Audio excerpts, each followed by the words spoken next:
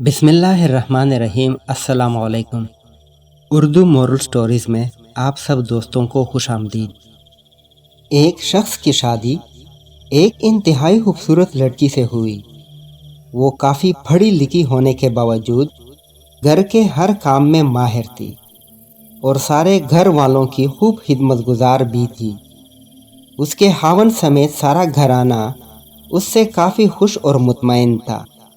एक रात उसके खावंद ने देखा कि वो लड़की आहिस्तगी से बेड पर से उतरी और दबे पांव अपना मोबाइल हाथ में लिए कमरे से बाहर निकल गई।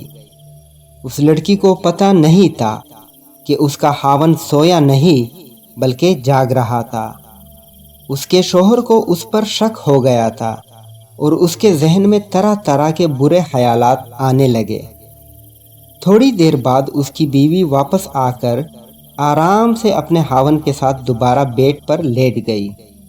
सुबह वो लड़की हंसी खुशी घर के काम काज में मसरूफ रही, जबकि उसका खावंद सारा दिन सोचों में गुम था और रात का वाकया उसे परेशान किए हुए था। दूसरी रात उसके खावंद ने अपना सिम निकालकर अपनी बीवी के मोबाइल में डाला और बीवी का सिम अपने मोबाइल में डाल दिया।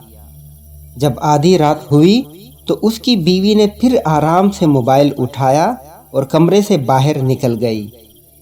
अब तो खावंद का शक मजीद बढ़ गया और वो इंतज़ार करने लगा कि अब कोई उसकी बीवी के नंबर पर कॉल करेगा, लेकिन किसी ने भी कॉल नहीं की और उसकी बीवी खामोशी से वापस आकर लेट गई।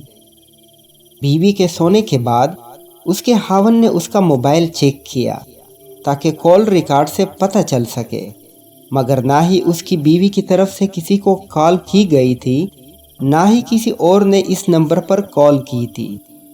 उसके खावंद को लगा कि शायद उसकी बीवी ने कॉल रिकॉर्ड डिलीट कर दिया है। तीसरी रात फिर वैसा ही हुआ। लड़की कमरे से बाहर निकली तो थोड़ी देर बाद उसका शौहर भी चुपचाप उसके पीछे चला गया ताकि पता चल सके कि उसकी बीवी आखिर करती क्या है। उसने दरवाजे में से झांक कर देखा तो क्या देखता है कि उसकी बीवी ने मोबाइल की टॉर्च को ऑन किया हुआ है और जाए नमाज बिछाकर नमाज पढ़ने में मसरूफ़ है।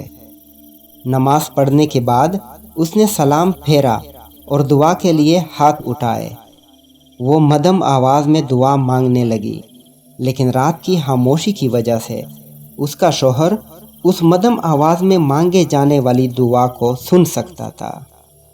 उसकी बीवी दुआ मांग रही थी, ए मेरे परवरदिगार, अगर मेरी उम्र मेरे खावंद की उम्र से ज़्यादा हो तो मेरी आधी उम्र मेरे खावंद को दे दे।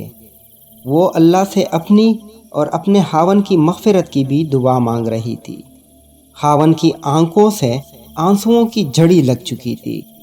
वो सोच भी नहीं सकता था कि उसकी बीवी उससे इस हद तक प्यार करती है, और फिर बेइख्तियार उसके खावंद के हाथ भी दुआ के लिए उठे और वो भी अपनी बीवी के लिए दुआ मांगने लगा।